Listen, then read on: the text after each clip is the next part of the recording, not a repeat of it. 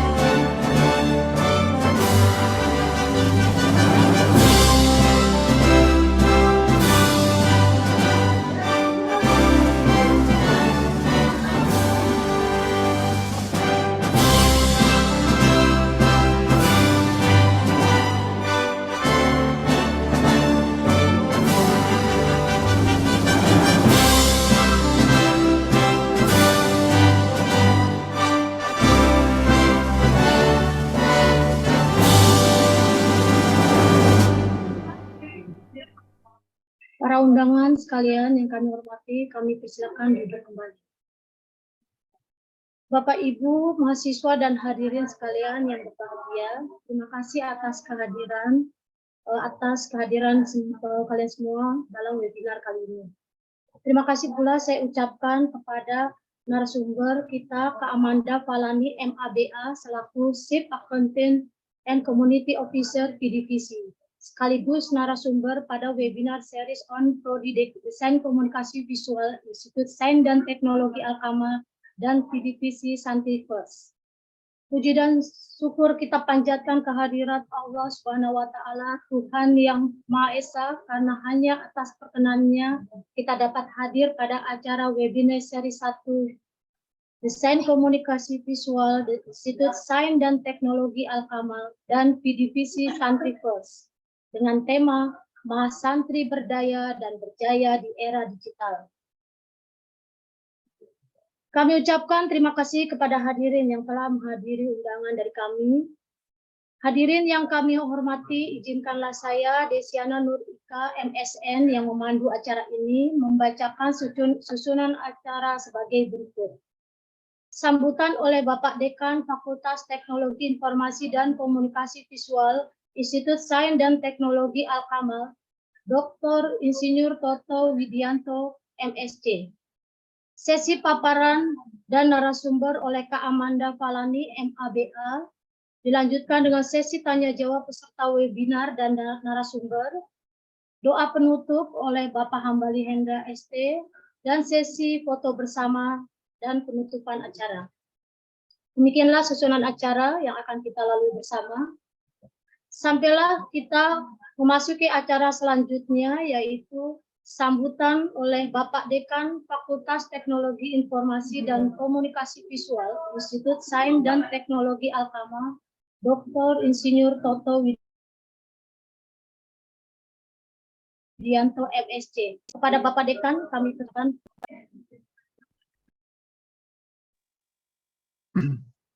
Terima kasih. Bismillahirrahmanirrahim. Assalamualaikum warahmatullahi wabarakatuh. Alhamdulillahirabbil alamin. Wassalatu wassalamu ala asyrofil anbiya'i wal mursalin wa ala alihi washabihi ajmain. Perkenalkan, saya Dr. Widianto, Dekan Fakultas Teknologi Informasi dan Komunikasi Visual dari ISTA, yaitu dari Yayasan Pondok Pesantren Al-Kamal. Saya menyampaikan salam dari Bapak Rektor ISTA, yaitu Bapak Dr. Esa Haruman, yang saat ini juga sedang menghadiri acara Maulid Nabi Muhammad SAW di kampus, sehingga beliau tidak bisa memberikan sambutan pada acara webinar kerjasama PDPC dengan ISTA ini di dalam platform Santiverse. Nah, kerjasama ini tidak terbatas hanya sekali penyelenggaraan seperti kali ini, tetapi akan terus berlanjut insya Allah. Jadi insya Allah dalam waktu dekat juga akan kita selenggarakan workshop di kampus ISTA Al-Kamal. Topik virtual webinar seri pertama ini berjudul Mahasantri Berdaya dan Berjaya di Era Digital. Di sini kita akan mempelajari literasi digital dan konten kreatif di media sosial. Ya, setidaknya ada 2 key point lah. Pertama adalah memahami fungsi media sosial untuk edukasi sekaligus bisnis, dan kemudian kedua juga adalah kiat untuk memulai profesi sebagai contentpreneur atau content creator. Nah, apa itu content creator? Nanti akan dijelaskan oleh Ibu Amanda. Nah, bagi para santri atau mas santri, kemampuan mengembangkan konten kreatif bisa dimanfaatkan untuk dakwah. Banyak materi yang semula hanya disajikan secara tradisional di dalam majelis taklim, baik di masjid atau di rumah-rumah warga, kini bisa meluas tersaji melalui media sosial. Apalagi punya kemampuan teknis, misalnya membuat animasi, itu pastinya akan menarik lagi. Kemudian, nah ini siapa ini gerangan narasumber webinar yang akan kita hadiri saat ini? Beliau adalah Ibu Amanda Falani, seorang profesional di media digital yang berpengalaman belasan tahun. Beliau di media TV. Coba kalau mau tahu, ketik nama beliau di Google, Amanda Falani. Langsung keluar nih berbagai informasi tentang beliau, kiprah beliau. Ini saya telusuri terus sampai 79 item di halaman 8 masih sisa dengan info tentang beliau. Nah, tentunya kita tidak sabar lagi kan menanti paparan beliau yang pastinya akan memukau kita semua. Untuk itu saya undur diri, mohon pamit. Wabillahi taufik wal hidayah. Wassalamualaikum warahmatullahi wabarakatuh. Waalaikumsalam warahmatullahi wabarakatuh. Ya, terima kasih Pak Dekan Toto atas kata sambutan ini. Ya, para hadirin sekalian yang saya hormati, saatnya kita masuk kepada paparan dari narasumber. Berikut ini, mari kita perkenalkan dengan Kak Amanda Falani, MABA. Beliau adalah Chief Content and Community Officer dari PDPC. Beliau selaku narasumber pada webinar seri 1, Sains Komunikasi Visual Institut Sains dan Teknologi Al-Kamal dan PDPC Santiverse ini. Beliau akan memaparkan tema Mahasantri Berdaya dan Berjaya di Era Digital. Kak Amanda ini, beliau adalah Chief Content and Community Officer pada PT PDPC Inovasi. Beliau memiliki kombinasi keterampilan dan keahlian yang unik dan kompeten di bidangnya, meliputi kreatif digital, media production, multimedia journalism, building digital content ecosystem, dan creator community. Jadi beliau ini cukup berpengalaman ya, lebih dari 10 tahun sebagai leadership dan project management. Antara lain meliputi Chief Content dan Community Officer PDPC tahun 2022, Head and Content Narasi 2018 sampai 2022, Senior Producer Metro TV 2014 sampai 2017. Pendidikan beliau Master of Art MA Screen Doc Goldsmith Uni London UK, Bachelor of Arts BI Unika Parahyangan Bandung. Ya, ini cukup sangat suatu pengalaman yang dimiliki narasumber kita ini adalah Kak Amanda ini sangat luar biasa. Jadi kesempatan ini nantinya menjadikan suatu pengalaman yang berharga dapat berbagi ya Kak Amanda dan sharing yang bermanfaat bagi seluruh hadirin peserta webinar. Sharing ini diharapkan dapat menambah pengetahuan tentang pentingnya di era 4.0 tidak hanya santri, namun juga dapat mahasiswa yang berjiwa santri untuk memahami fungsi media sosial sebagai edukasi untuk bisnis dengan menggunakan konten kreatif digital. Sehingga diharapkan santri dapat berdaya dan berjaya di era digital. Nah, baiklah. Kak Amanda, halo, bagaimana kabarnya? Assalamualaikum, selamat pagi. Selamat pagi, Kak Amanda. Alhamdulillah, cerah sekali. Sekalian, terima kasih Iya. kesempatannya. Kak Amanda, ini kesempatan Kak Amanda saya berikan bagaimana nanti memberikan sharing dan pengalamannya ya kreatif digital media ini. Silakan Kak Amanda untuk paparannya kali ini. Baik, terima kasih Bu Desi. Wow, senang sekali saya diberikan kesempatan dan saya menghargai, mengapresiasi sebesar-besarnya terhadap para jajaran dosen dan teman-teman mahasiswa sekalian yang meluangkan waktunya di hari Selasa ini, pastinya di tengah kesibukan kuliah, di tengah kesibukan mengajar gitu ya. Saya dan teman-teman tim Santri First yang hadir juga di forum webinar ini bisa berada berbagi gitu ya, berbagi pengalaman apa yang telah kami lakukan duluan kepada teman-teman di Institut Sains dan Teknologi Al-Kamal. Terutama saya terima kasih juga terhadap Bapak Dekan tadi yang sudah membuka forum ini, Bapak Toto Widianto. Kami sudah terutama dari tim gitu ya, dari 1-2 bulan yang lalu kami coba approach gitu ya, membuka harapan kami untuk bisa bekerja sama disambut dengan baik dan akhirnya terwujudlah kerjasama yang baik ini gitu Pak. Terima kasih banyak Bapak dosen dan seluruh jajarannya. Oke, tanpa membuang waktu lagi, mungkin aku akan coba membagi beberapa segmen gitu ya, kalau ala televisi atau digital media, segmen dari webinar ini menjadi materi yang pertama adalah pengenalan apa sih Santri First dan bagaimana antara misi visi ISTA dengan Santri First ini memiliki kesamaan gitu ya.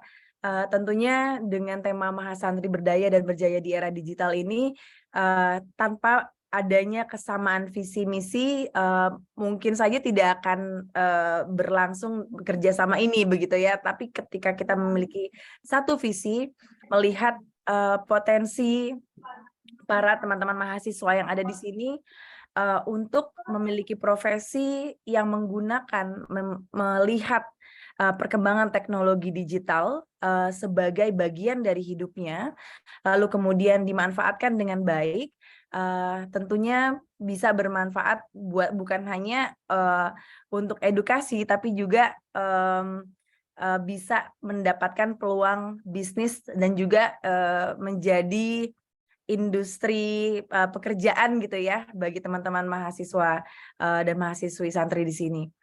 Baik, lalu kemudian pengenalan Santri First. Setelah pengenalan Santri First, kami di sini juga sudah menyiapkan 2 hal pembahasannya mengenai apa yang harus dilakukan pertama kali ketika kita mau menjadi seorang kreator.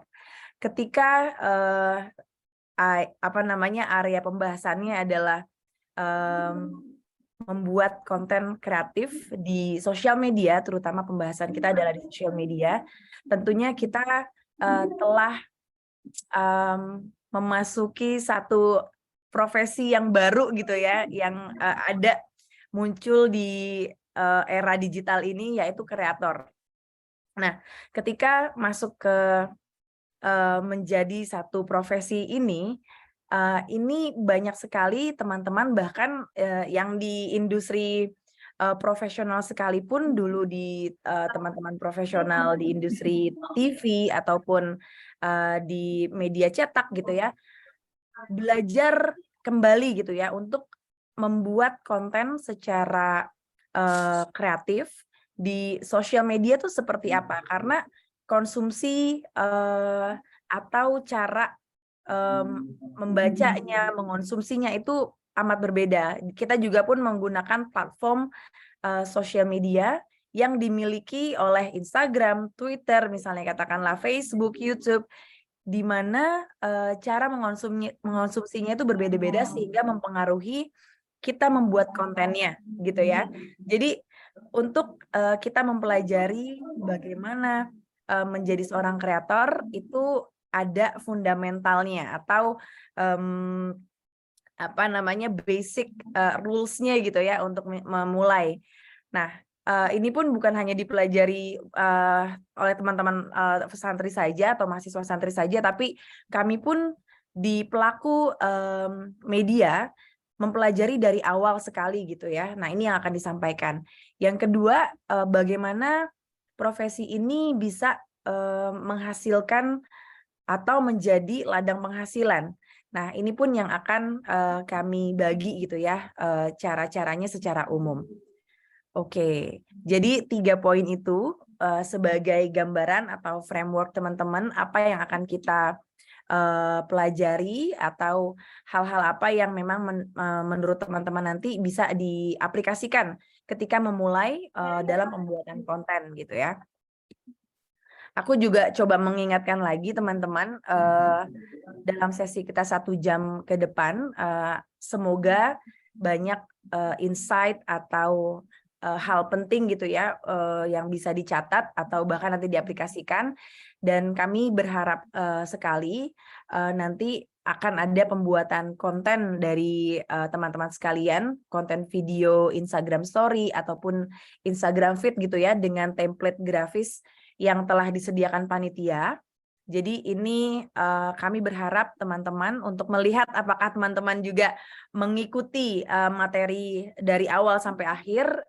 Ini harapannya diulas melalui konten sosial media Instagram ya, di Instagram pribadi teman-teman. Boleh berupa video IG Story atau IG Feed. Nah, kalau untuk video IG Story, syaratnya adalah menampilkan rekaman video dari webinar ini. Ketika misalnya teman-teman menyimak gitu ya pemaparan materi dari saya, lalu kemudian mencantumkan atau mention gitu ya, Santriverse_ID, lalu kemudian @instajakarta, lalu kemudian boleh mention @Amanda Falani, itu akun sosial media Instagram saya sendiri. Lalu kemudian sedikit poin-poin apa yang kalian dapatkan dari kelas ini. Nah, template grafisnya akan di-share oleh panitia mungkin di chat box gitu ya. Di situ kalian bisa tulis hal penting apa yang kalian pelajari. Kemudian ini yang menarik, kalau misalnya teman-teman nanti akan post ulasan dari sesi kita, akan ada tiket Dufan nih dari teman-teman Santriverse. 2 tiket Dufan yang ulasannya itu paling menarik. Oke, kita mulai teman-teman untuk di materi pertama. Jadi kami ingin memberikan gambaran dulu gitu. Siapa sih kami dan mengapa kami sangat antusias sekali untuk bekerja sama dengan ISTA gitu ya. Tadi sempat saya mention bahwa ada kesamaan visi misi gitu dari 2 lembaga ini. Jadi Santriverse ini adalah satu platform komunitas yang dimiliki oleh satu perusahaan media, Vidivisi. Vidivisi ini adalah media di bawah Viva Group yang menaungi TV berita seperti TV One dan juga TV hiburan seperti Antv. Semoga teman-teman juga familiar dan sering menonton program-programnya.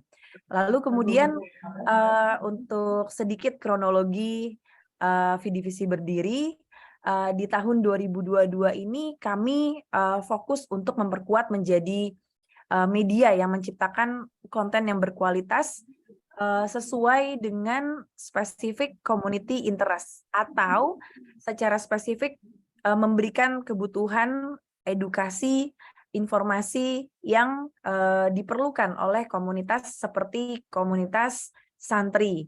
Nah, salurannya apa? Seluruh platform di medium digital seperti misalnya katakanlah YouTube, Instagram, Facebook, ini kami membuat konten di medium-medium seperti itu. Lalu kemudian website atau publisher kami juga mengelola konten dan lalu disebarkan di website Viva.co.id.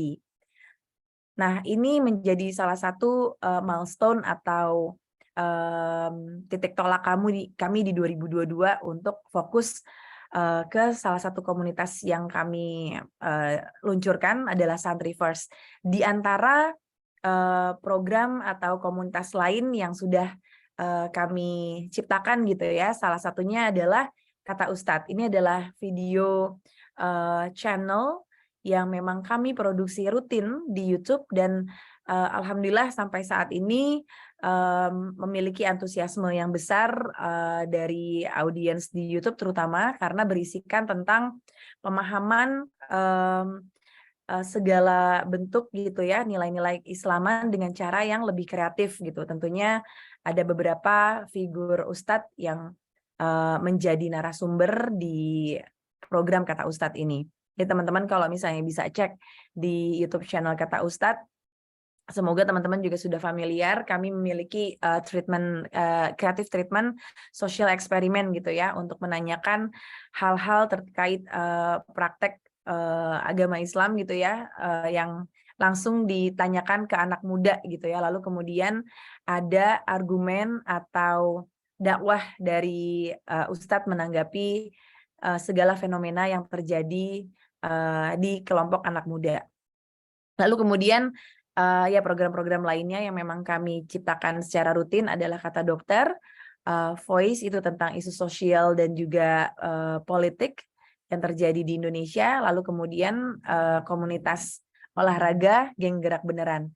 Jadi ini adalah program-program yang kami ciptakan yang memiliki tujuannya masing-masing untuk komunitasnya masing-masing. Nah, kenapa kami memperkenalkan ini? Karena ini akan menjadi salah satu contoh bagi teman-teman yang ingin memulai membuat programnya masing-masing. Jadi, untuk membuat suatu program atau tema gitu ya, atau bahkan komunitasnya, bukan hanya dimiliki atau bukan hanya kapasitas media saja, bahkan kreator individual, satu orang kreator itu bisa sekali menciptakan brand programnya masing-masing, Bapak Ibu dan teman-teman sekalian. Jadi ini sangat sekali memungkinkan bagi teman-teman untuk menciptakan programnya. Nah, ini yang akan menjadi referensi di mana nanti secara detail aku akan memberikan bagaimana caranya kita memulai gitu ya. Oke, ini secara singkat aja. Dalam 2 tahun kami menciptakan program-program tersebut. Total views yang sudah kami gapai adalah 14 juta untuk seluruh video yang diciptakan dalam semua program tadi, 14 juta views.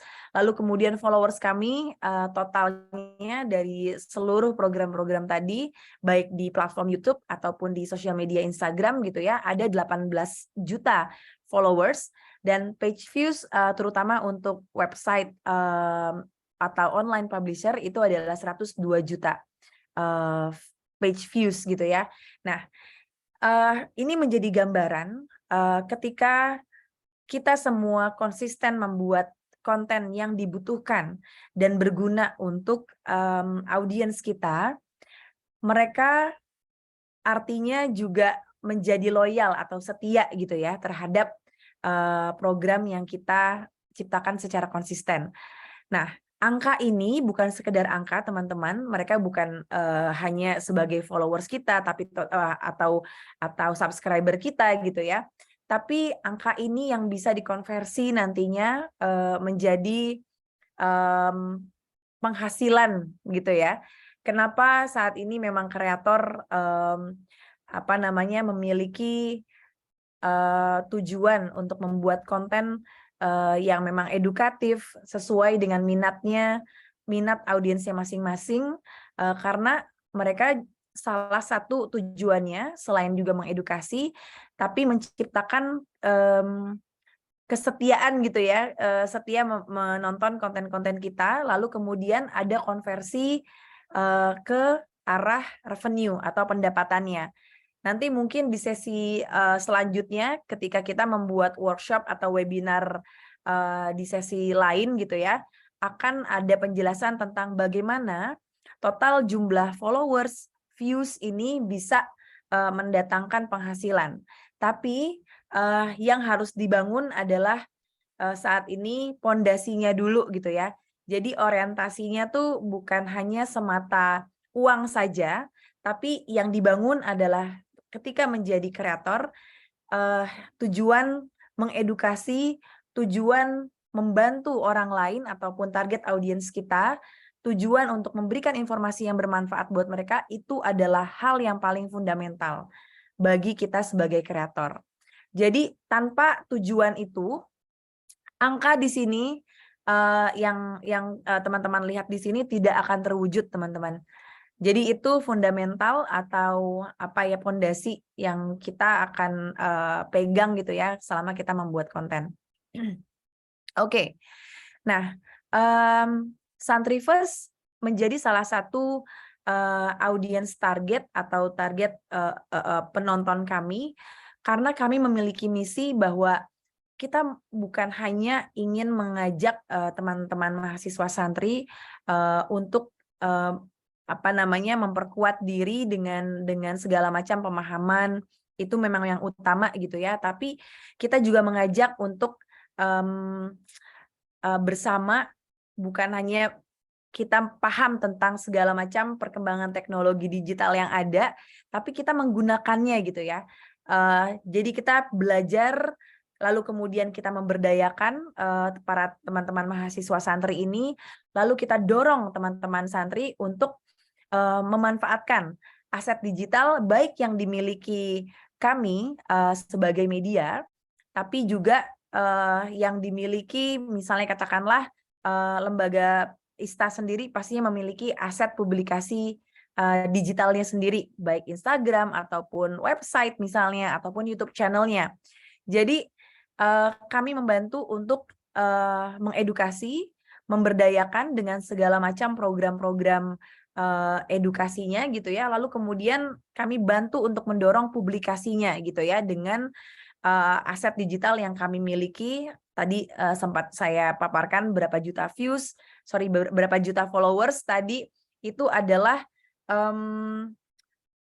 satu aset bagaimana ketika konten dari teman-teman mahasiswa santri di sini bisa kami bantu amplifikasi atau kami sebarkan ke seluruh followers yang kami miliki gitu ya, sehingga nilai yang kalian punya atau tujuan pembuatan konten gitu ya yang kalian miliki ini bisa lebih cepat lagi tersebarkan di seluruh sosial media channel yang kami miliki gitu. Jadi educate, empower, dan expose content creator Santriverse yang nanti tergabung dalam Santriverse ini menjadi tujuan kami membangun ekosistem santri kreator, dan saya harap sih teman-teman ketika setelah selesai sesi ini terinspirasi untuk menjadi kreator yang sesuai dengan tujuan baiknya masing-masing gitu. Jadi menemukan tujuan dari pembuatan konten tersebut. Oke, itu menjadi tujuannya. Ini secara singkat aja. Sorry. Tadi educate melalui workshop, lalu kemudian melalui program magang gitu ya. Sebentar. Nah, bagaimana cara kami mengedukasi? Tentunya melalui medium webinar seperti ini, atau nanti kita ada kesempatan workshop secara tatap muka gitu ya. Kami semua sangat berharap sekali ada kesempatan untuk bertemu langsung dengan teman-teman sekalian. Bisa melalui internship, lalu kemudian dosen tamu gitu ya. Jadi perwakilan media expert dari Viva Group atau VDVC sendiri bisa datang langsung ke ke gedung sekolah atau gedung kampus ISTA gitu ya, dan memberikan kelas gitu. Lalu kemudian melalui apa lagi? Melalui program-program yang memang kita rancang khusus untuk content creator.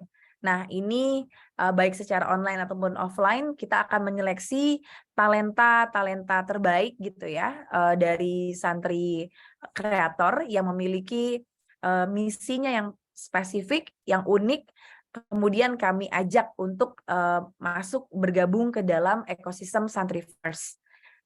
Nah, nanti juga akan ada rangkaian event yang kita akan bekerja sama gitu ya, bagi teman-teman kreator yang memang sudah memiliki konsistensi dalam pembuatan karya.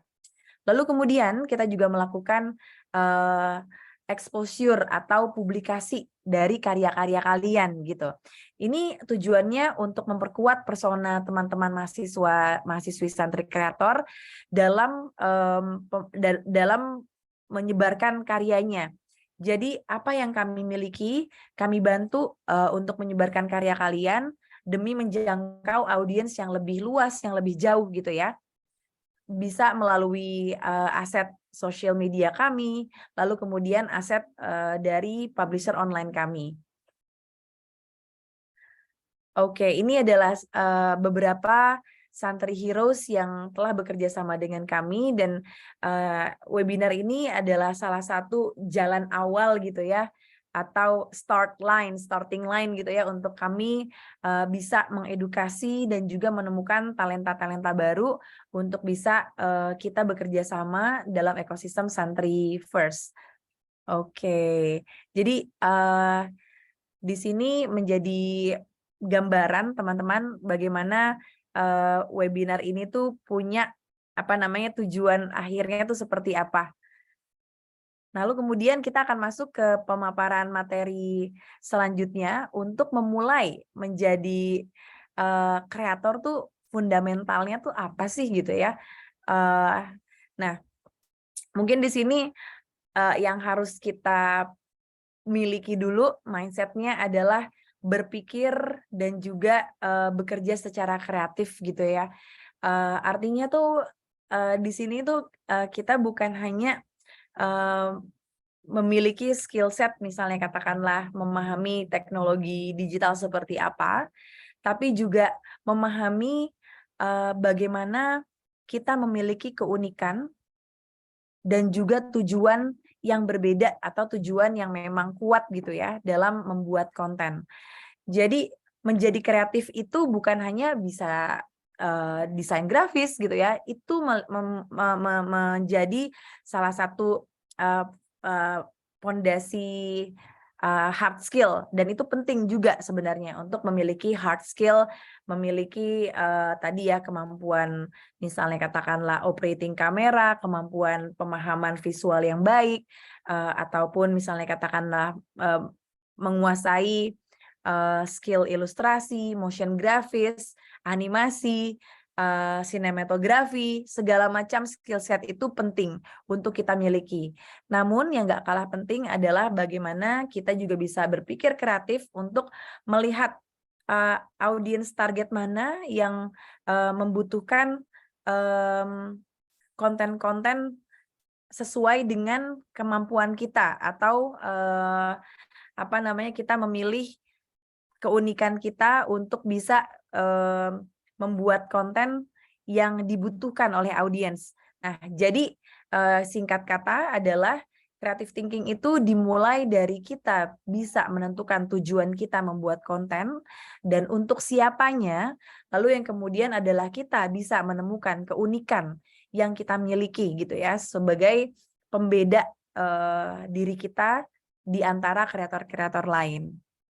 Nah, ini tadi secara singkat tadi sudah digambarkan atau disebutkan oleh Bu Desi gitu ya, bagaimana rekam jejak saya sendiri mulai dari reporter TV di Metro TV tahun 2010, Kemudian saya menjadi TV producer, saya menjadi documentary filmmaker, saya belajar gitu ya untuk membuat pembuatan film dokumenter seperti apa.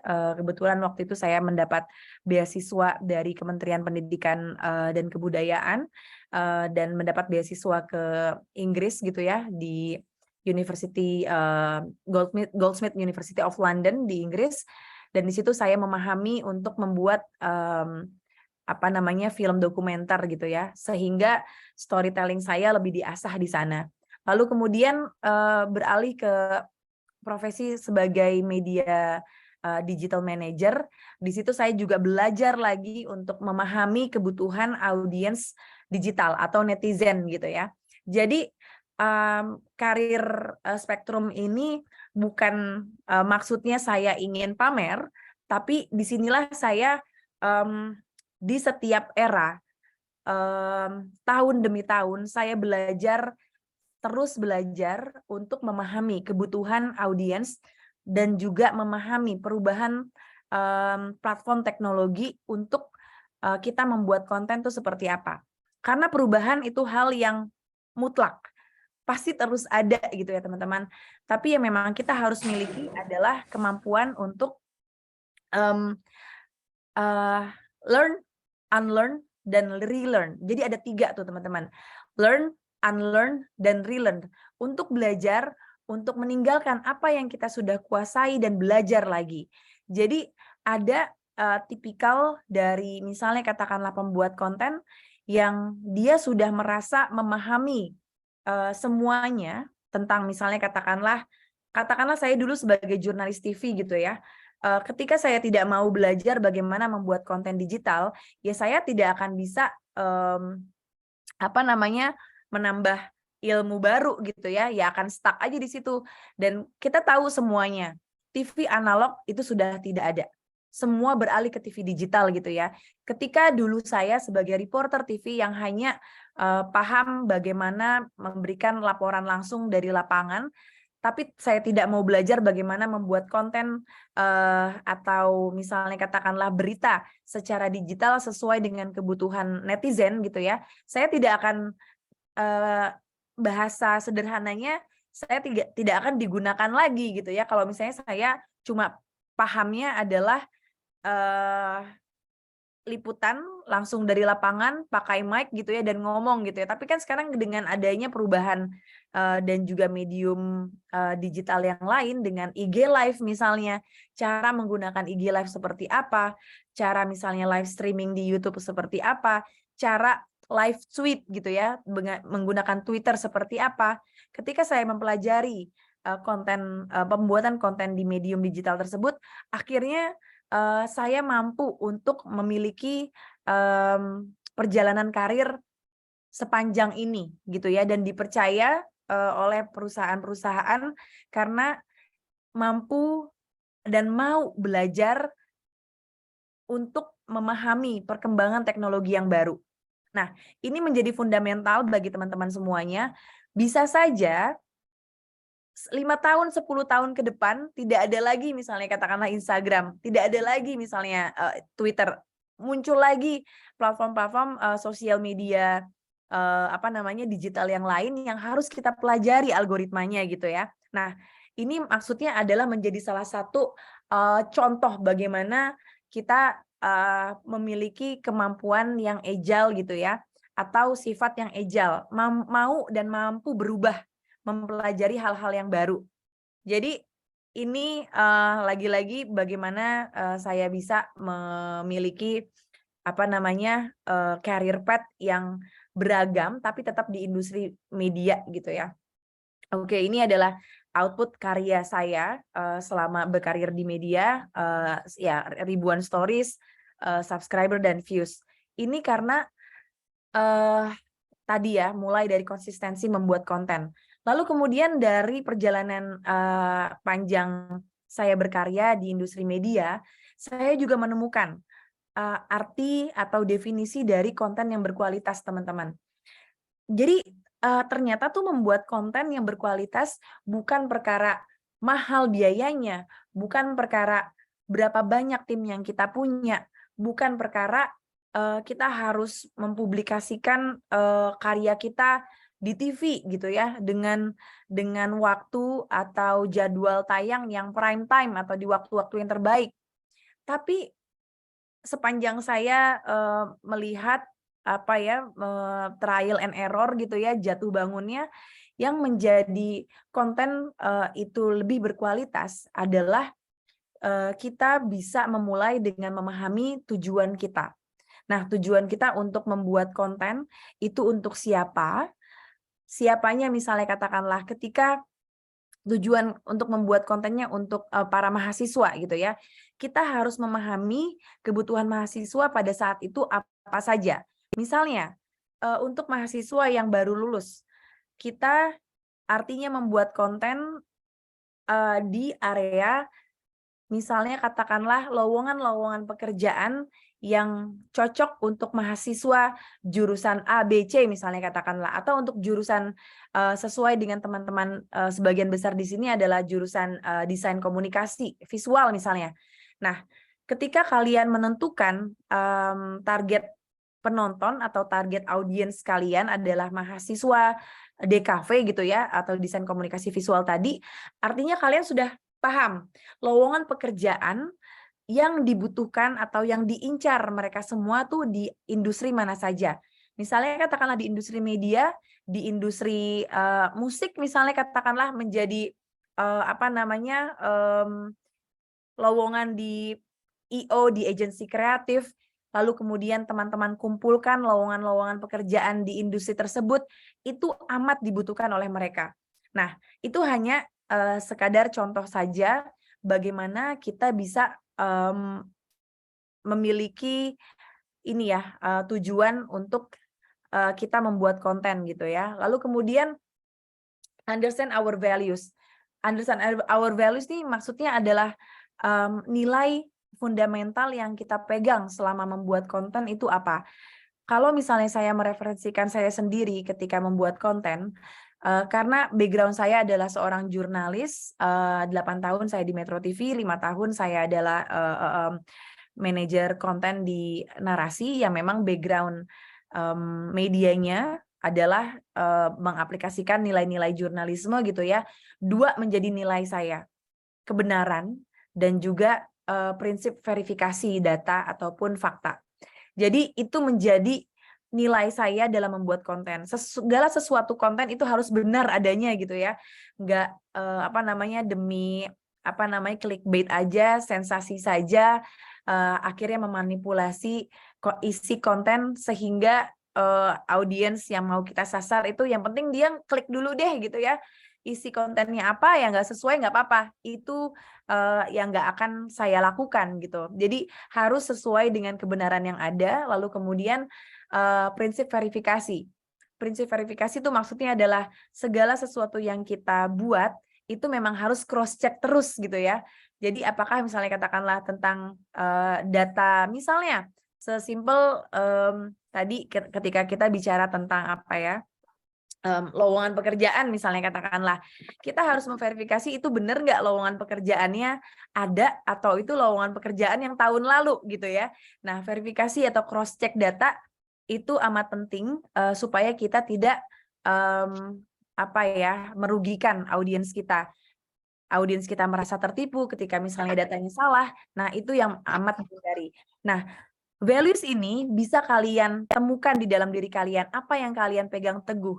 Misalnya katakanlah teman-teman mahasiswa santri ingin memegang teguh prinsip kaidah atau kaidah Islam gitu ya. Terapkan gitu ya, bahwa kita memang mau berdakwah misalnya. Nah, itu yang memang kita pegang teguh gitu. Nah, ini yang akan menjadi bahan bakar atau energi kita dalam membuat konten secara konsisten atau jangka panjang, teman-teman. Dan values ini akan menjadi nilai yang audiens kita akan percaya gitu ya terhadap seorang kreator. Misalnya katakanlah nanti aku akan tentunya memberikan contoh-contoh gitu ya kontennya seperti apa. Misalnya katakanlah Amanda, konten kreator Amanda ini dipercaya untuk membuat konten jurnalistik, ya dia memegang teguh prinsip kebenaran. Nah, itu akan menjadi top of mind-nya audiens gitu. Kalau misalnya kalian memilih nilai apa, itu yang akan dipercaya oleh audiens kalian. Makanya ini yang akan harus dipegang teguh dari awal gitu ya teman-teman, dan harus ditentukan. Proud of our personalities. Ketika misalnya kita memiliki keunikan dan kita merasa mampu untuk mengekspos keunikan diri kita terbuka dengan keunikan diri kita gitu ya. Misalnya ada teman-teman dari, misalnya nih ya, ini menjadi contoh saja, personalitiesnya adalah seorang, ya kalau misalnya adalah seorang santri pondokan gitu ya, itu kan menjadi salah satu ciri khas. Nanti akan saya share gitu ya contoh-contoh bagaimana seorang kreator santri bangga atas asal daerahnya dan tercermin dari logatnya gitu ya. Nah, itu adalah karakter atau personalities yang dibanggakan dan tercermin dari konten atau karya-karyanya. Jadi kita sebagai kreator, kita cari apa yang menjadi keunikan diri kita, bisa itu asal daerah, bisa itu adalah identitas kita sebagai santri misalnya, bisa itu adalah tema atau bidang ilmu yang memang kita kuasai dan kita selalu pelajari gitu ya, misalnya katakanlah aktivis di bidang lingkungan. Nah, itu bisa menjadi ciri khas teman-teman yang memang mereka concern gitu terhadap lingkungan, terhadap isu sosial. Nah, itu bisa menjadi personalities kita. Jadi temukan apa yang menjadi keunikan dari diri kita agar kita bisa menjadi stand out gitu ya, atau berbeda dilihat di antara kreator-kreator yang lain. Jadi 3 fundamental ini menjadi koridor gitu ya, atau elemen yang menentukan konten yang berkualitas tadi. Nah, kalau misalnya dari Santriverse sendiri gitu ya, kami memiliki tujuan untuk membangun generasi santri yang sadar gitu, bahwa teknologi adalah bagian dari hidup kita. Lalu kemudian bagaimana teknologi itu dimanfaatkan untuk menciptakan nilai-nilai baru yang membawa perubahan ke arah kehidupan yang lebih baik. Bisa itu ke arah aspek ekonomi, aspek sosial, ataupun ya aspek agama gitu ya. Nah, ini yang memang kita tentukan dari awal. Apa sih yang melatar belakangi segala macam program kita, apa yang melatar belakangi segala macam konten kita. Jadi dari tim Santriverse sendiri ketika membuat konten harus balik lagi untuk mengingat purpose-nya gitu ya. Nah, ini fungsinya bagaimana kita bisa membuat konten atau program yang menginspirasi, menginformasi, dan juga kita tuh membuka jalur untuk teman-teman mahasiswa santri gitu ya, untuk mendapatkan profesionalitasnya tuh di area mana, yang juga memiliki dasar atau koheren gitu ya, keterkaitan dengan nilai-nilai keislaman yang kontekstual tentunya. Nah, jadi teman-teman, ini tuh bisa menjadi cara kalian mendefinisikan diri kalian sebelum membuat konten. Oke, tujuannya apa sih? Nah, fungsi dari saya sebagai kreator itu mau membuat audiens saya menjadi apa? Nah, bisa sebesar itu gitu ya ambisinya ketika kita membuat atau kita serius menjadi kreator.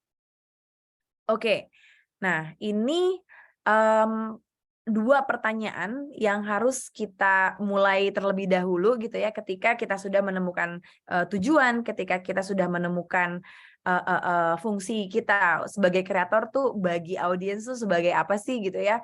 Kita tuh membuat topik-topik yang akan kita buat karyanya, pertanyakan lagi, misalnya katakanlah kalau tadi misi atau tujuannya Santriverse adalah ingin mendorong para santri untuk melek digital, bahasa sederhananya gitu ya.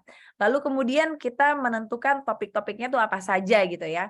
Misalnya topiknya adalah bagaimana menggunakan sesederhana bagaimana menggunakan segala fitur di Instagram untuk membuat konten. Nah, misalnya tema besarnya seperti itu. Lalu kita pertanyakan tuh, apakah tema tadi penting untuk target audiens kreator santri? Tentunya seharusnya itu penting. Apakah relatable atau relatable tuh maksudnya adalah apakah ini terkait gitu ya dengan misi atau tujuan tadi? Nah, tentunya terkait gitu. Karena Instagram adalah salah satu social media platform terbesar yang digunakan kreator untuk membuat konten. Nah, jadi ketika membuat tema-tema atau list of topics, ini selalu pertanyakan, apakah ini terkait dengan kebutuhan audiensnya, apakah penting atau apakah ini dianggap penting bagi mereka, lalu apakah ini memenuhi kebutuhan mereka, gitu teman-teman. Jadi kalau misalnya aku kasih sampel lagi, kalau tadi kita punya audiens target adalah mahasiswa DKV gitu ya, lalu kita membuat tema ataupun konten dengan topik lowongan kerja bagi lulusan DKV gitu ya. Nah, topiknya itu relatable nggak? Topiknya itu penting nggak? Topiknya itu memenuhi kebutuhan mahasiswa DKV yang baru lulus nggak? Nah, penting kan? Nah, jadi ketika itu kita pertanyakan, kita tuh bisa banyak sekali membuat topik-topik ataupun tema yang sesuai dengan kebutuhan mereka. Nah, itu yang akan membentuk kesetiaan atau loyalty dari target audience mahasiswa DKV tadi. Kita bisa lihat deh atau bisa gambarkan secara kasar aja berapa banyak mahasiswa DKV yang ada ini maksudku ada desain komunikasi visual gitu ya yang ada di seluruh Indonesia, jutaan atau bahkan mungkin aku nggak tahu ya ratusan juta mungkin ya ratusan ribu maksudnya ratusan ribu mahasiswa DKV yang potensi menjadi followers kita gitu. Jadi makin spesifik tujuan kita atau makin spesifik target audiens kita itu makin baik teman-teman. Oke. Nah, ini cara bagaimana kami membagi pilar tema. Jadi ketika misalnya teman-teman sudah menemukan tujuan, sudah menemukan audiens target gitu ya, coba dibagi pilar-pilar dari temanya itu menjadi beberapa hal gitu ya. Kalau kami ini bisa menjadi contoh, bisa juga lebih kurang daripada ini, terserah teman-teman sesanggupnya gitu ya. Kami membaginya menjadi 6.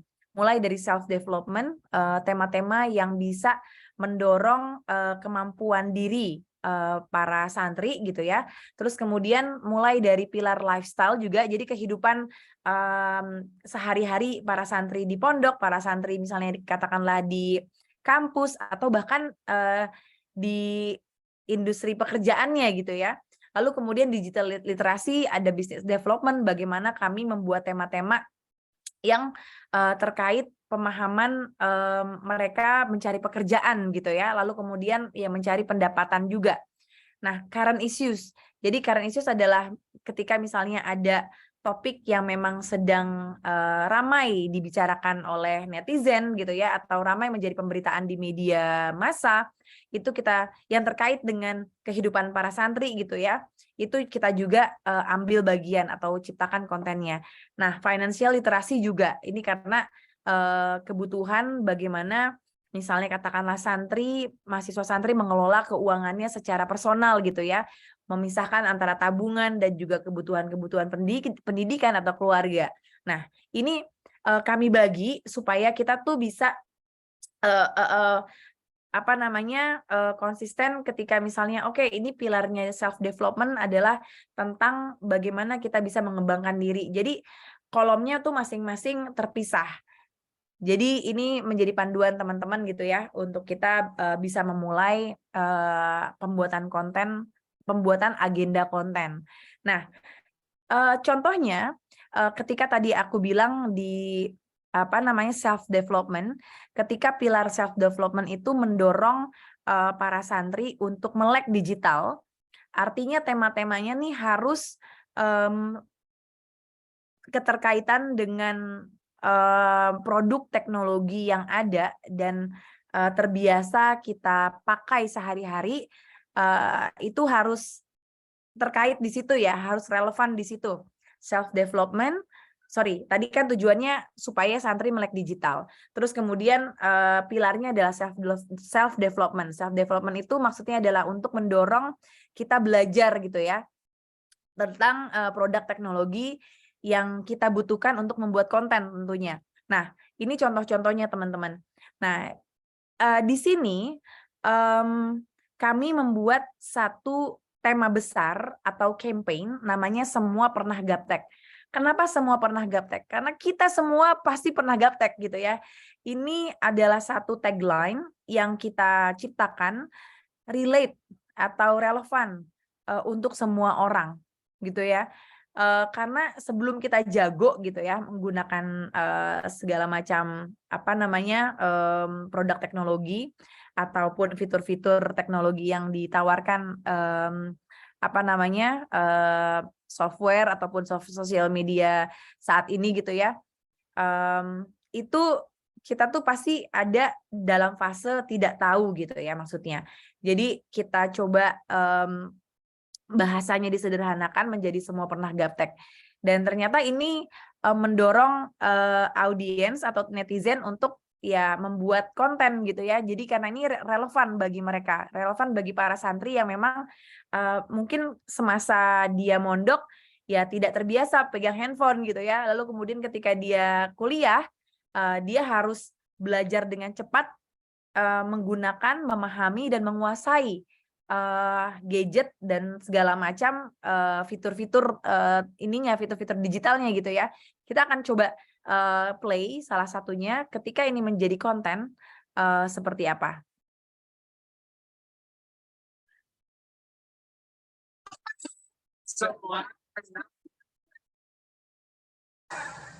Ayo ngaku. Loh ya jelas pernah, lah saya itu orang desa nggak tahu apa-apa. Sebenarnya banyak banget ceritanya, tapi salah satunya ketika salah satu guru saya menyuruh saya untuk membuat brosur pondok pesantren. Nah, saya nggak tahu, saya nggak pernah Corel Draw, nggak pernah Photoshop, bagaimana caranya, tapi saya di sisi lain tidak bisa menolak, ya kan. Nah, setelah itu yang saya lakukan ya browsing. Saya yakin saya pasti bisa. Wah, pede.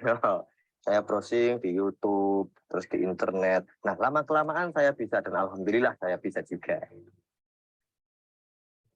Yang saya rasakan sekarang ya alhamdulillah karena itulah saya bisa Photoshop, bisa Corel dan bisa mengedit, bisa membuat segalanya yang saya mau di bidang grafis lah. Alhamdulillah.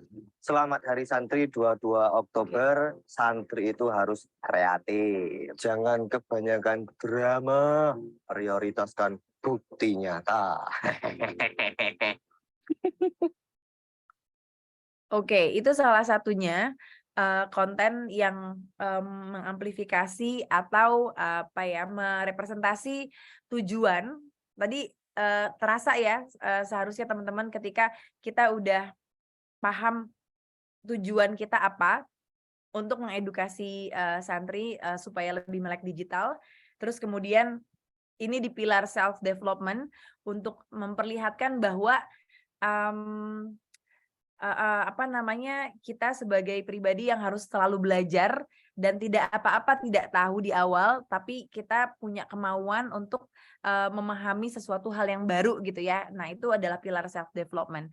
Nah, kemudian di sini akan saya kasih contoh bagaimana kita juga bisa memahami target audience gitu ya. Maksudnya apa sih? Tadi aku sempat paparkan kebutuhan penonton, follower, subscriber atau siapapun gitu ya, audiens target kita di berbagai social media channel itu memang harus spesifik, teman-teman. Jadi kalau misalnya kita tidak memiliki dan tidak menentukan target audiens kita, artinya kita tidak bisa membuat konten untuk satu kelompok tertentu gitu. Jadinya nggak dikonsumsi siapapun gitu. Ini jadi nggak jelas gitu. Misalnya ini maksudnya buat siapa sih? Bahkan kan kalau ada salah satu akun sosial media yang clear banget sekarangnya, misalnya katakanlah ada bapak-bapak ID misalnya ya, memang untuk khusus bapak-bapak gitu kan. Misalnya ada katakanlah untuk misalnya ada secara spesifik untuk satu organisasi NU garis lucu gitu ya.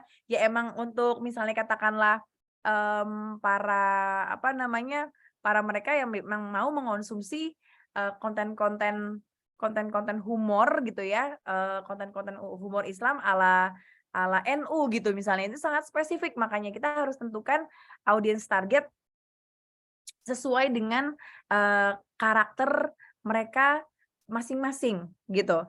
Nah, kalau misalnya santri first sendiri, ketika kita mau menargetkan, tentunya udah jelas gitu ya, kelompok santri, baik yang santri aktif, atau santri mahasiswa santri, atau mereka yang memiliki identitas santri gitu ya.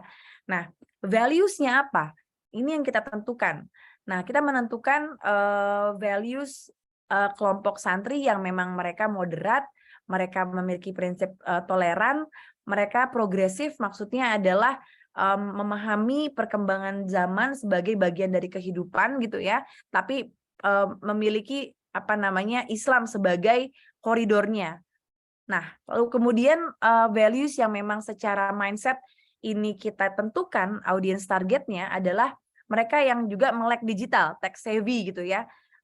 Terus memiliki mindset bisnis atau entrepreneurial, lalu kemudian mereka yang memiliki jiwa inovasi gitu ya. Ketika misalnya mereka menggunakan teknologi lalu mau menciptakan apa yang bisa kita ciptakan nih melalui teknologi ini gitu ya, itu maksudnya inovatif. Nah, ini adalah audience target dari Santri First. Teman-teman harus bisa menggunakan, harus bisa menentukan audience targetnya tuh ciri-cirinya tuh seperti apa sih. Mulai dari misalnya katakanlah karakternya juga, demografinya ya. Demografi itu maksudnya adalah usia. Misalnya usianya mau mahasiswa deh. Oke, mahasiswa berarti dari 18 sampai misalnya katakanlah 20 gitu ya, 20 atau 21 ya kalau untuk usia mahasiswa, rentangnya 3 sampai 4 tahun misalnya katakanlah, 18 sampai 21. Kita tentukan tuh apakah misalnya memang mau mahasiswa jurusan tertentu, tentukan. Atau misalnya katakanlah mereka yang memang berada secara geografi hanya di Jakarta saja, atau memang seluruh Indonesia. Nah, itu yang memang harus kita tentukan karena akan menyesuaikan dengan topik-topik yang kita pilih gitu, teman-teman. Nah, kita masuk ke tipe konten. Begitu banyak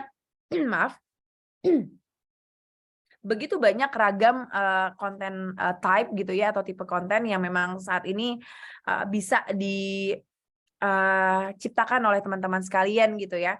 Ada quotes, ada tips and trick, ada misalnya model interview, ada model memes, bahkan ada monolog gitu ya, ada yang trivia. Nah, ini bisa berupa video ataupun infografis. Nah, pastinya bagi teman-teman di sini untuk jurusan DKV gitu ya, ini bisa teman-teman eksperimen gitu ya, seperti apa gitu ya untuk secara visual dan memiliki karakter sesuai dengan keunikan kalian masing-masing gitu. Nah, kalau misalnya interview, kita tentunya ya harus memilih narasumber yang merepresentasikan tujuan dan nilai kita gitu ya. Apakah memang kalian ingin membuat konten wawancara gitu ya, target narasumbernya yang memang dipilih untuk merepresentasikan nilai-nilai tersebut gitu ya. Harapannya dari interview tersebut narasumber itu bisa berbagi cerita, bisa berbagi bukan hanya cerita kesuksesan gitu ya, tapi juga misalnya kegagalan gitu ya, atau insight-insight terkait ilmu yang sudah ditentukan untuk audiens target kalian, misalnya katakanlah di DKV gitu ya. Artinya pemilihan narasumbernya yang dikuasai oleh narasumber itu harus sesuai dengan kebutuhan mahasiswa DKV misalnya katakanlah. Kalau untuk konten monolog, ini bisa teman-teman lakukan sendiri. Misalnya katakanlah kita nggak ada waktu untuk mencari narasumber, ya kita monolog aja sendiri. Kan sekarang banyak ya kreator yang menggunakan treatment atau approach self recording gitu ya, lalu kemudian kita bikin skrip menyesuaikan dengan tema-tema yang dibutuhkan oleh audiens kita. Misalnya katakanlah untuk mahasiswa, bagaimana sih menyusun tema untuk skripsi yang memang tidak menyulitkan kita sendiri, misalnya katakanlah. Terus kemudian rentetan topik-topik lain yang terkait gitu ya. Ini bisa teman-teman buat listnya. Jadi bukan hanya tips and trick, tapi juga kalian bisa berbagi tantangannya, kesulitannya, atau bahkan hal-hal yang memang bisa kalian sebarkan terkait misalnya katakanlah kegagalan yang kalian pernah dapat ketika melakukan sesuatu. Jadi ketika kita membuat konten itu bukan hanya memberikan solusi-solusi aja, tapi juga cerita yang menyentuh gitu ya, atau yang meningkatkan rasa empati gitu ya, itu bisa kita menjadi topik-topik konten kita, teman-teman. Karena kalau misalnya cerita dengan cara yang memang meningkatkan empati, kita membangun koneksi emosional dengan audiens kita. Jadi ada kreator yang memang misalnya katakanlah hanya konten tips and trick aja, tapi tidak memberikan cerita perjalanan hidupnya gitu ya. Nah, itu mungkin akan berbeda tuh kreator yang juga memberikan konten-konten dengan menceritakan pengalaman hidupnya, jatuh bangunnya, emotional connection-nya akan lebih kuat. Maaf. Nah, aku coba share ya bagaimana salah satu tipe interview dan juga ini bisa dikategorikan monolog yang bisa memberikan satu konteks yang lebih ini ya, bercerita gitu ya. Jadi bukan hanya tips and trick, tapi juga dia memberikan cerita jatuh bangunnya yang bisa mendorong rasa emosional gitu ya. Kita terdorong atas cerita perjalanannya gitu ya, dari kegagalannya.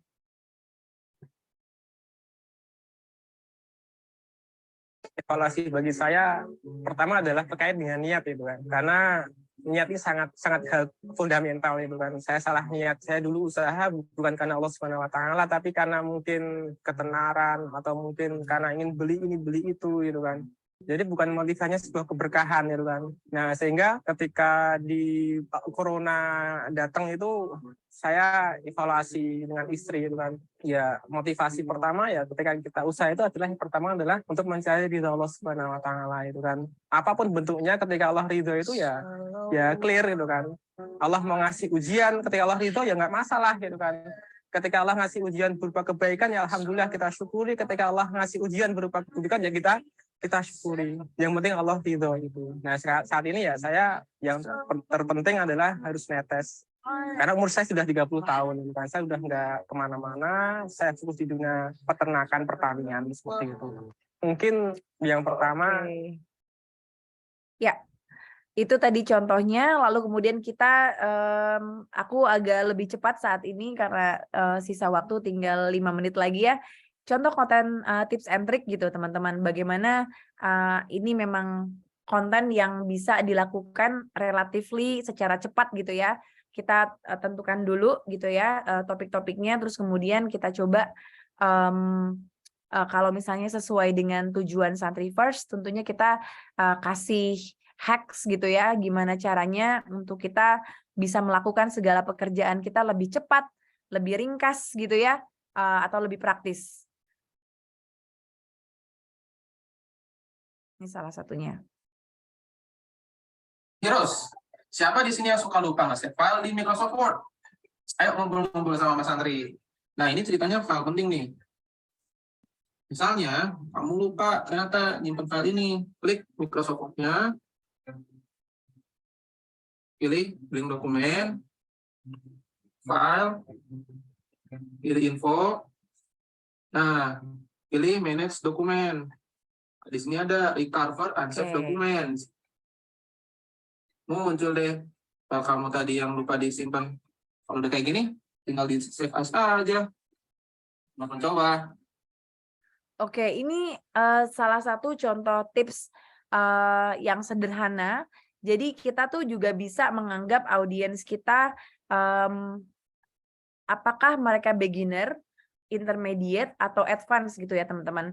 Kalau Santriver sendiri ini mempersepsikan audiens kami memang di umur 18 sampai 25, di mana mereka secara skill memang masih masih beginner gitu ya, memang masih belum memahami basic-basic fungsi dari segala macam produk teknologi atau di sini adalah software Microsoft. Jadi tipsnya pun memang tips sederhana yang dibutuhkan oleh mereka gitu ya. Ketika misalnya katakanlah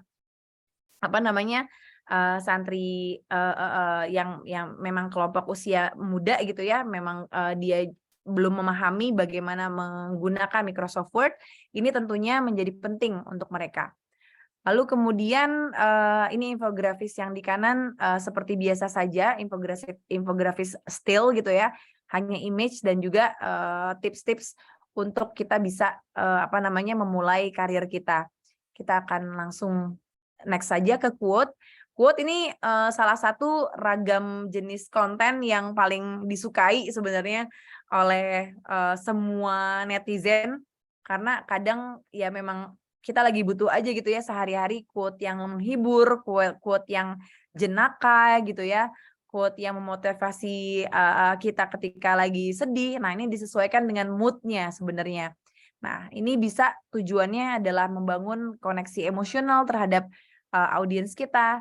Untuk kita membangun quote, sebenarnya kita juga harus memahami timingnya.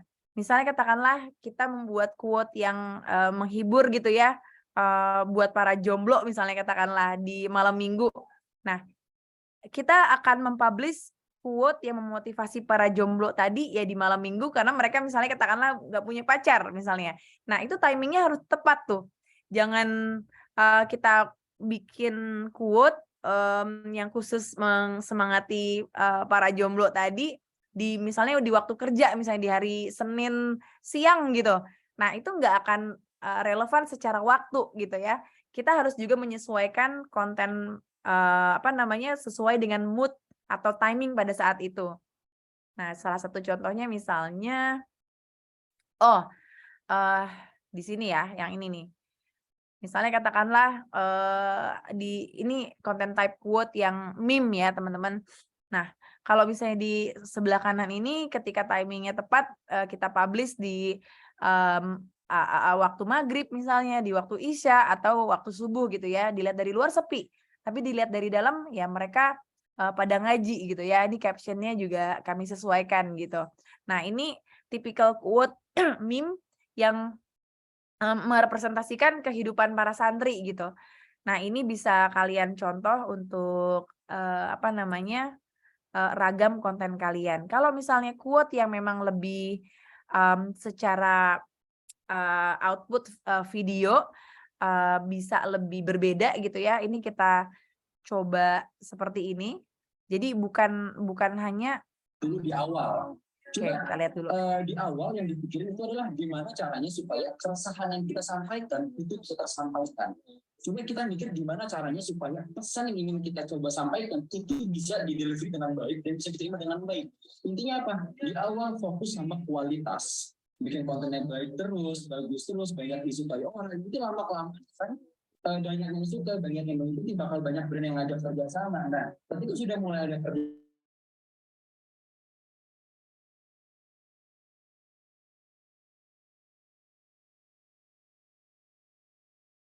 Oke, nah jadi pembuatan konten quote itu bukan hanya infografis atau berupa meme tadi, tapi juga kita bisa kutip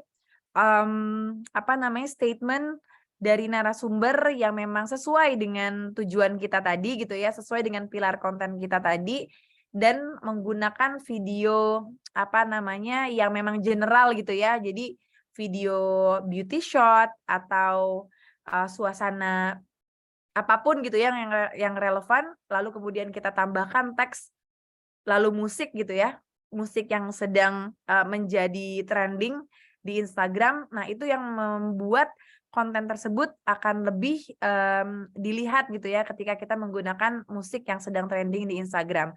Nah, itu sebenarnya cara kreatif untuk kita membuat konten quote supaya tidak membosankan, memperlihatkan orang ngomong saja gitu ya, tapi kita coba cara-cara yang lebih berbeda.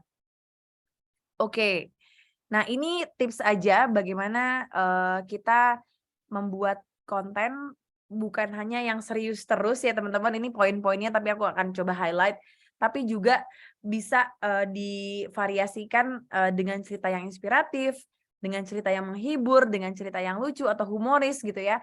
Jadi pilar-pilar tadi bukan hanya diisi dengan konten yang tips and trick atau serius saja, tapi juga pendekatan-pendekatan yang berbeda. Karena di sosial media lagi-lagi kita semua ke sosial media bukan hanya untuk belajar saja, bukan hanya untuk mencari konten edukatif gitu ya, tapi juga kita mau menghibur diri kita gitu ya. Jadi variasikanlah ragam konten kalian dengan berbagai mood gitu ya. Ada yang mood yang menghibur dan juga inspiratif gitu ya. Oke. Nanti kalau misalnya kita ada waktu lagi di sesi mendatang gitu ya, kita akan masuk ke area-area yang lebih spesifik lagi, teman-teman. Saat ini sekian dulu sesi materi dari kami. Saya kembalikan lagi ke Bu Desi. Iya, Mbak Kananda, Amanda, aduh, sangat bagus ya, sangat luar biasa ini ya. Tips and tricks ya, jadi semuanya sudah lengkap ya tadi ya Kak Amanda, dari isi konten yang memiliki keunikan ya, terus menentukan audiens ya, bagaimana jenis dan isi konten ya, serta tips dan triksnya ya, sudah lengkap itu ya. Jadi mungkin kalau tadi ada lagi tambahan ya, nanti biar lebih sempurna ya Kak Amanda ya, seperti itu. Ya Kak Amanda, cuma ini kita buka dulu ya sesi tanya jawab untuk sudah mulai banyak yang penasaran mungkin ya bagaimana nanti menjadi seorang konten kreatif ya.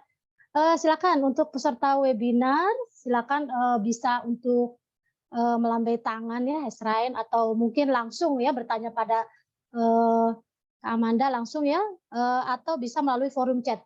Ya, silakan untuk para peserta saya buka untuk sesi tanya jawab.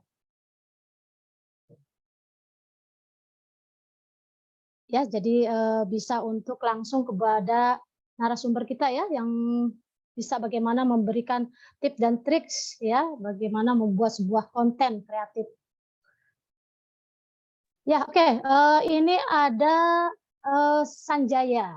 Ya, silakan Sanjaya perkenalkan nama dan prodi ya, asal prodi. Silakan bertanya langsung pada narasumber.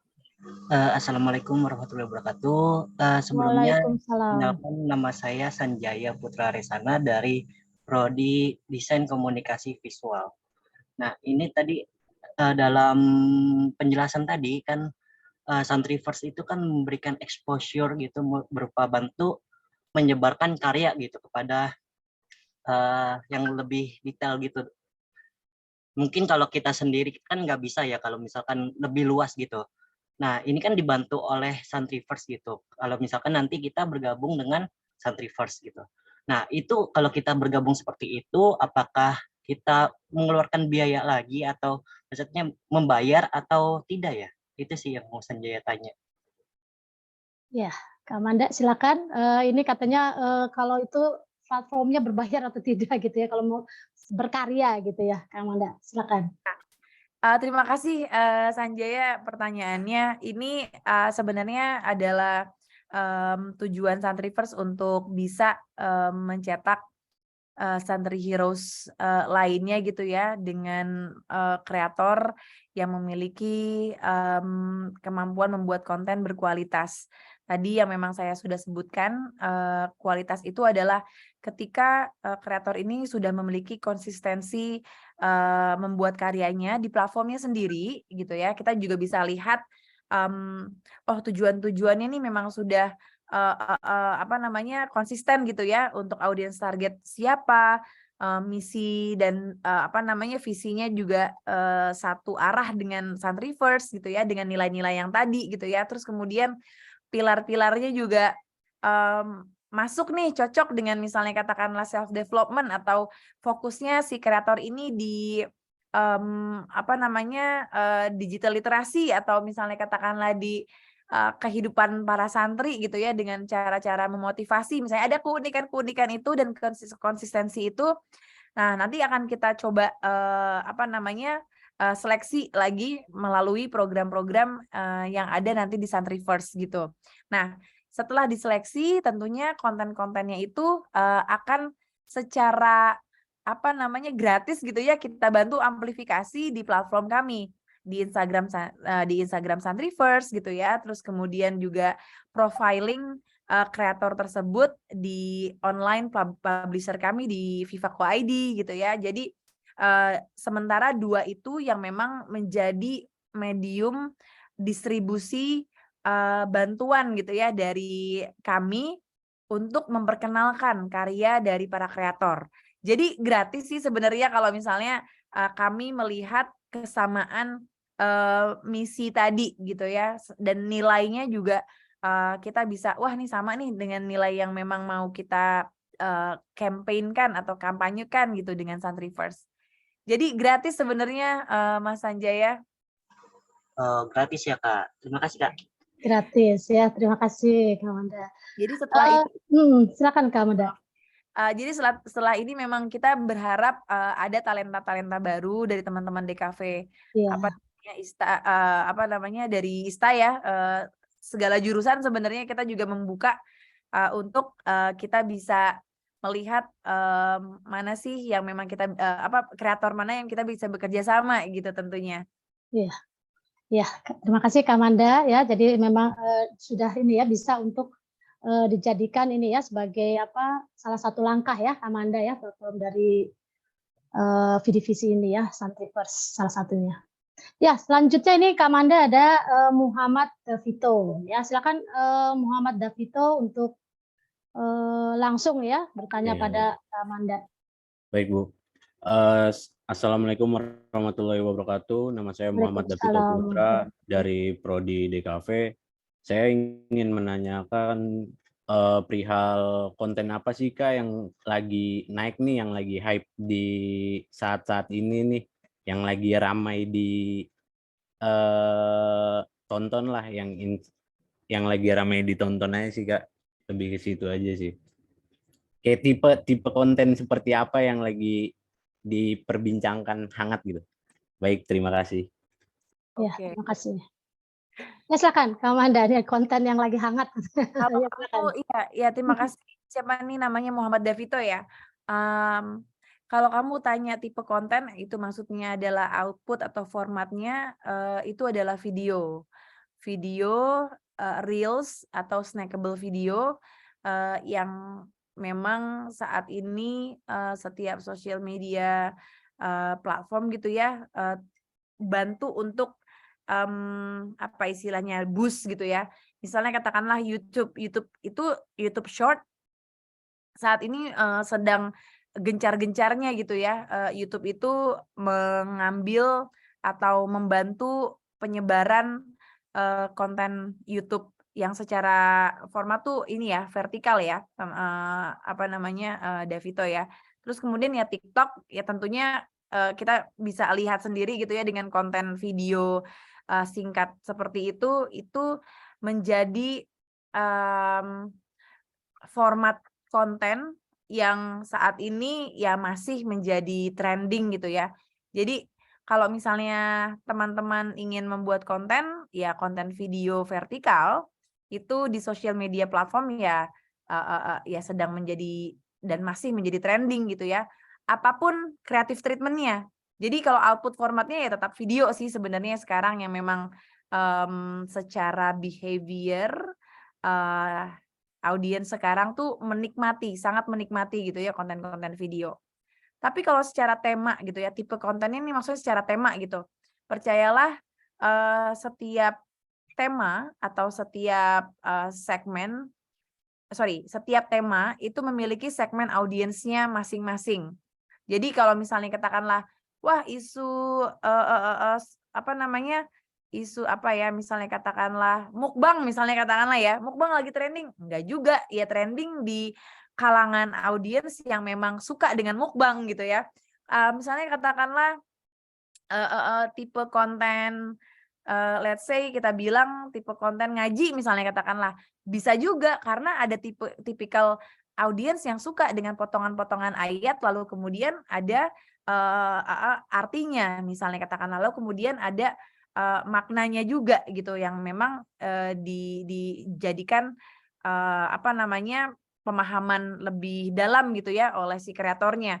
Jadi setiap tema itu ada segmennya masing-masing. Jadi jangan khawatir kita membuat konten yang tidak sedang trending misalnya. Siapa tahu tema yang kita buat secara konsisten itu bisa menjadi trending. Siapa yang tahu yang apa sih namanya, siapa yang lagi viral sekarang tuh kamu nanya itu kita nggak ada yang tahu. Iya. Ucapan meskipun trending belum tentu itu selalu akan ada terus ya. Trending kan masih ada masanya gitu ya. Jadi kalau prinsipku adalah membuat konten baik itu mutlak, membuat konten bagus itu relatif karena dinilai bukan hanya kita sendiri tapi juga audiens gitu ya. Membuat konten viral itu bonus aja gitu. Jadi yang memang mutlak adalah membuat konten yang baik, mengedukasi dan dibutuhkan oleh audiens kita. Gitu sih. Semoga menjawab ya, Davito. Ya. Baik, Kak. Terima kasih. Ya, jadi intinya harus tetap berkarya gitu ya. Jadi mungkin agak diingat orang ya, Kak Amanda ya, untuk terus berkarya. Ya, ini ada pertanyaan Kak Amanda di forum chat, biar saya bacakan. Untuk ini tidak bisa terbuka mic-nya ya sudah saya sampaikan, yaitu dari Rizky. Ini Prodi DKV. Kak, saya mau tanya kalau buat konten mengikuti kebutuhan kolaborat atau apa yang harus diperhatikan? Ya, seperti itu, kolaborat. Silakan, Kak Amanda, apakah kalau ya kolaborat apa yang harus diperhatikan? Seperti itu, Kak Amanda sudah paham atau memang nanti saya bertanya lagi? Oke, ya silakan Kak Amanda. Jadi kalau misalnya untuk kebutuhan korporat, lagi-lagi yang menjadi nilai, visi, misi, dan kultur dari korporat tersebut kita harus pahami dulu gitu ya. Misalnya katakanlah Santriverse gitu ya. Santriverse itu adalah mewakili kebutuhan nilai korporat yang kita membuat konten sesuai dengan kebutuhan komunitas yang secara spesifik. Artinya nilai diversity gitu ya yang memang kita apa namanya yang memang kita memang kedepankan gitu. Nah, jadi ketika kita mau membuat konten untuk korporat itu sendiri harus memahami apa sih visi misi dari perusahaan itu gitu ya. Misalnya ya tidak boleh ada misalnya katakanlah ya tentunya kalau misalnya media gitu ya, media tidak boleh sara. Ya kan? Tidak boleh menyinggung suku, agama, ras yang diskriminatif, yang intimidatif gitu ya. Itu yang harus dipegang teguh oleh kreator yang mewakili media tertentu gitu ya. Terus kemudian ya tidak boleh misalnya katakanlah menyinggung atau berafiliasi kontennya dengan partai politik tertentu misalnya. Nah, itu menjadi koridor yang harus dipahami oleh kreator mewakili media atau perusahaan tertentu. Jadi memang harus tanya sama bosnya, atasannya, atau bahkan tim brandnya gitu ya. Apa sih yang harus kita jaga? Apa sih yang harus kita hindari? Apa sih yang harus nggak kita bahas? Apa sih yang mau kita tuju gitu? Ini itu yang harus ditentukan terlebih dahulu gitu ya teman-teman. Oke. Oh ya, silakan. Ya, ini jadi seperti itu ya. Jadi kalau untuk sebuah korporat ya seperti itu. Ya, Mbak Ananda nih masih ada lagi nih ya, biar kita padatkan juga ya di sisa waktu kita. Assalamualaikum teman-teman ya, silakan. Maaf ini dari Andini ya. Andini adalah salah satu mahasiswa proyek DKV juga ya. Bagaimana untuk menjadi seorang konten kreator? Harus konsisten dalam membuat kontennya. Apa sih tips agar tetap konsisten dan semangat dalam membuat konten atau karya? Terima kasih. Ya, Kak Amanda, ini bagaimana tipsnya supaya konsisten, terus selalu bersemangat ini? Ya, silakan Kak Amanda. Iya, tadi yang memang sudah aku sebutkan, kita akan selalu konsisten ketika kita sudah menentukan tujuan kita ya, ketika kita memiliki tujuan untuk mengedukasi, terus kemudian kita melihat konten kita mendapat feedback yang baik gitu ya dari audiens kita, apapun matriksnya gitu, misalnya katakanlah ya dia suka dengan like, share, komen, bahkan mereward konten kita, itu menjadi salah satu bahan bakar semangat sebenarnya. Lalu kemudian ketika kita bisa kita tetap menjaga semangat kita adalah dengan berkolaborasi sebenarnya. Dengan kita berkolaborasi dengan kreator lain dengan visi misi yang sama, itu akan membuka apa ya? Mungkin akan memberikan tambahan tujuan kita yang baru gitu. Kita melihat, oh ternyata apa namanya, dengan kita berkolaborasi ada lagi loh input-input tema yang kita selama ini belum paham gitu ya. Misalnya berkolaborasi dengan cara ya kita sharing melalui fitur misalnya katakanlah IG Live gitu ya, apa sih yang dibutuhkan lagi oleh audiens target kita, atau kita misalnya katakanlah bukan hanya meriset di internet saja, kita tuh datang langsung menghampiri, ngobrol bareng, diskusi dengan audiens target kita, teman-teman. Jadi kadang tuh kita kan dimudahkan dengan segala fasilitas teknologi gitu ya. Kadang kita lupa untuk turun langsung ke lapangan. Karena kalau misalnya background saya sebagai jurnalis, saya tuh lebih suka sebenarnya ngobrol langsung tatap muka dengan audiens saya. Artinya misalnya katakanlah kalau dulu sebagai jurnalis sama narasumbernya langsung, nggak via telepon, nggak via apapun, Zoom, Jimit, nggak, tapi ayo yuk ngobrol, duduk. Kadang kan beda vibes-nya gitu ya, kalau kata anak sekarang ya, vibes-nya tuh beda, kita lebih akan terbuka, banyak ide yang bermunculan. Jadi bikinlah satu diskusi yang memang bisa dilakukan oleh teman-teman kreator dengan audiens targetnya. Misalnya katakanlah kalau kami seringnya adalah ya dengan kita berkunjung safari komunitas gitu ya ke pesantren-pesantren, terus kemudian ke kampus-kampus gitu, bahkan ke tempat tongkrongan gitu, ke tempat tongkrongannya mereka. Karena dengan kita membuka ruang diskusi, motivasinya tuh akan ada lagi yang baru gitu. Oh ternyata ada area yang memang belum kita sentuh nih, misalnya katakanlah ada kebiasaan-kebiasaan dari teman-teman mahasiswa santri yang memang kita luput gitu, karena sebagian besar bahkan dari tim-tim santri ini yang memang bukan dari pesantren gitu. Nah, jadi kita juga lebih memahami hal-hal yang baru dengan diskusi tatap muka tadi gitu. Nah, jadi itu mungkin salah satunya untuk menjaga semangat, dan untuk menjaga semangat lagi sebenarnya kita harus istirahat dari sosial media. Ini kontradiktif tapi benar adanya. Kadang kita kan dengan setiap hari scrolling screen time kita ya bahkan 7-8 jam sehari, itu membuat otak kita tuh penuh banget gitu ya dengan ide. Tapi kita tuh butuh jeda gitu ya. Makanya pergunakan waktu jeda kalian misalnya di weekend gitu ya. Ya detox dulu deh dari sosial media. Itu kadang bisa membuat kita jadi fokus kembali gitu ya, dan semangat lagi. Oh iya, ada hal-hal yang memang kita belum kita buat dulu kontennya tanpa harus ngeliat sosial media dulu gitu. Kadang ketika kita udah tahu mau buat konten apa, terus kita lihat sosial media lagi gitu ya, kita terpengaruh dengan konten-konten lain gitu. Nah ini kerap kali menjadi distraksi gitu ya. Jadi hal yang ketiga untuk bisa menjaga semangat sebenarnya agak kontradiktif. tapi apa namanya bisa berfungsi untuk meningkatkan semangat kita lagi adalah ya jauh dulu dari sosial media, kita break dulu dari sosial media barang satu hari gitu ya, misalnya katakanlah detox. Nah itu sih penting fungsinya untuk menjaga semangat.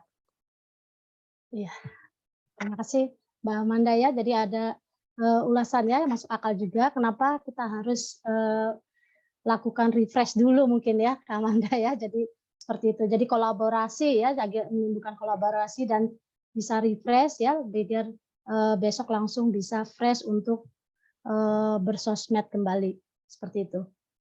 Ya, kita satu pertanyaannya agar pas kita di ujung acara ya di jam 11. Silakan untuk satu pertanyaan ya, saya buka. Oke, masih ada satu pertanyaan Kak Amanda, mungkin ini yang sebagai penutup ya dari kegiatan webinar kali ini, yaitu dari Fadlan. Ini juga mahasiswa DKV. Kak Amanda, izin bertanya, bagaimana caranya membuat viewers yang loyal meskipun kita melawan follow trending yang sedang ada? Apakah kita harus membuat sebuah community? Nah, seperti itu, Kak Amanda. Jadi ini apakah harus membuat sebuah community? Saya ulang kembali ya, mungkin Kak Ananda ya. Izin bertanya, bagaimana cara membuat viewers ya yang loyal meskipun kita melawan flow trending yang sedang ada? Apakah kita harus membuat sebuah community? Silakan Kak Amanda. Sebenarnya kalau memang kita udah dari awal memiliki tujuan membuat komunitas itu bagus banget ya, karena dengan kita memahami atau menentukan komunitasnya, artinya tahap riset kita akan lebih mendalam gitu ya untuk memahami kebiasaan komunitas tersebut, lalu kemudian dari kebiasaan tadi kita akan memahami kebutuhannya gitu. Nah, misalnya komunitas itu kan bukan hanya yang memang misalnya katakanlah komunitas apa ya, yang ngebentuk dirinya sendiri jadi kayak misalnya komunitas olahraga sepeda gitu ya. Teman-teman ini ya tergabung dalam apa namanya jurusan DKV gitu ya, itu adalah komunitas sebenarnya, kelompok group of people gitu ya, with common interest and same characteristic. Kelompok orang dengan kesamaan interest dan karakter yang sama. Lalu kemudian mereka memiliki tujuan yang sama. Itu definisi komunitas di sini yang bisa kita buat konten demi memenuhi kebutuhannya mereka. Jadi definisi komunitas ini dulu nih yang memang harus dipahami. Jadi bukan kayak komunitas yang memang apa namanya secara psikografi, secara behavior, secara interest, secara tujuan itu tuh punya kesamaan, intinya tuh seperti itu. Apapun komunitasnya gitu ya, bisa di area pendidikan, area olahraga ataupun area manapun gitu ya. Nah, di situ pertanyaannya adalah membentuk viewers yang loyal. Ketika kita konsisten membuat topik-topik sesuai dengan kebutuhan kesehariannya mereka gitu ya. Nah, otomatis konten kita atau akun sosial media kita menjadi top of mind-nya mereka. Misalnya katakanlah apa ya, misalnya katakanlah ya jurusan apa DKV ini sendiri punya apa namanya social media account-nya sendiri gitu ya teman-teman. Terus kemudian membahas segala sesuatu tentang kebutuhannya mereka. Nah, karena audiensnya itu sudah terbiasa dikasih konten sesuai dengan kebutuhannya, misalnya katakanlah ya mau dari lowongan pekerjaan, mau dari tips and tricks membuat desain misalnya. Nah, ketika ada kebutuhan apapun, mereka akan masuknya, akan nyarinya ke sosial media kita gitu. Nah, itu akan otomatis terbentuk loyalitas itu sih. Jadi ketika kita tadi kan saya sudah sempat membuat tahap-tahapnya ya, purpose, function, terus kemudian target audiensnya siapa, pilar-pilarnya yang mereka butuhkan apa saja, dengan riset dan juga bertanya dengan mereka kebutuhannya apa. Nah, dengan kita membuat topik berdasarkan itu semua, dan kita setidaknya konsisten setiap hari bikin konten untuk kebutuhan mereka, sehingga terbentuk citra bahwa kita adalah satu platform sosial media untuk kebutuhan komunitas mahasiswa DKV misalnya katakanlah. Nah itu akan menjadi top of mind-nya mereka tuh, mereka akan loyal ke kita. Kita buat segala macam aktivasi di Instagram gitu ya, ada IG Live, ada misalnya katakanlah kuis, apapun nih yang memang membuat mereka tuh selalu stay di situ gitu. Nah itu secara langsung atau tidak langsung akan membentuk top of mind dan juga loyalty sih sebenarnya. Semoga bisa dipahami ya. Iya, terima kasih ya Kak Amanda ya, bagaimana menimbulkan sebuah loyalitas ya, seperti itu. Ya, terima kasih Kak Amanda untuk sesi tanya jawab, mungkin kita sudahi ya Kak Amanda. Nanti mungkin kalau misalnya ada yang mau bertanya kembali bisa nanti pada waktu dan kesempatan yang berbeda. Ya, Kak Amanda ini mungkin untuk memberikan review ya, masukan ya, nanti bisa sudah ada di forum chat ya Kak Amanda ya, nanti langkah-langkahnya tadi sudah Kak Amanda ulas juga ya, nanti bagaimana mendapatkan 2 tiket ya, salah satunya ya tiket Dufan ya, seperti itu ya Kak Amanda. Terima kasih untuk door prize-nya ini. Ya, Kak Amanda, ini kita ambil intisarinya ya, bagaimana ternyata ya menjadi santri tidak perlu ya di dalam lingkungan pesantren, profil santri modern itu ternyata bisa melalui sebuah kemajuan teknologi digital ya, santri harus bisa mandiri ya, mengaktualisasi diri menjadi digital planner ya, yang berbasis bisnis ya, dengan memanfaatkan teknologi digital ya, dengan konten-konten yang seperti Mbak Amanda katakan harus memiliki keunikan ya, spesifik, sehingga memiliki kualitas ya dalam tampilan konten-konten tersebut. Itu saja ya yang dapat ditarik dari sebuah kesimpulan ya, materi pemaparan yang cukup bagus ini dari narasumber kita. Terima kasih Mbak Amanda untuk pemaparan dan materinya ya yang sangat bermanfaat ya, sangat bermanfaat. Kedepannya nanti mungkin kita bisa membuka silaturahmi lagi ya dengan konten-konten yang berbeda dan tema-tema yang berbeda. Ya, silakan untuk para peserta seminar ya untuk dapat mengisi absen ya pada link yang sudah di-share ya pada forum chat. Baiklah, selanjutnya untuk para hadirin dan peserta webinar series Prodi DKV dan Divisi Santrivers, untuk mengaktifkan kamera kita adakan sesi dokumentasi atau foto bersama. Silakan untuk para peserta seminar. Siap, saya ambil ya. 3, 2, 1 untuk slide pertama. Kayak bebas juga boleh. Untuk masih di slide pertama ya. 3, 2, 1. Slide kedua. 3, 2, 1. Gaya bebasnya juga boleh. Silakan. Saya ulang. 3, 2, 1. Slide ketiga.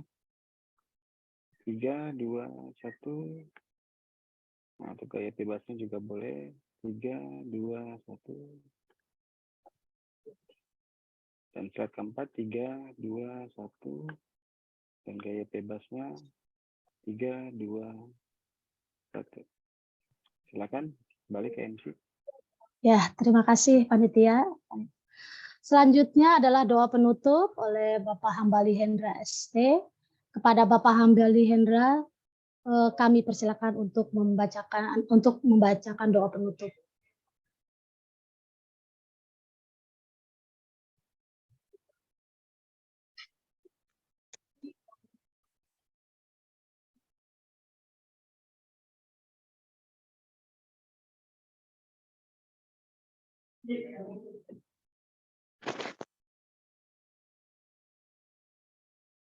Baik, terima kasih. Apakah suara saya terdengar?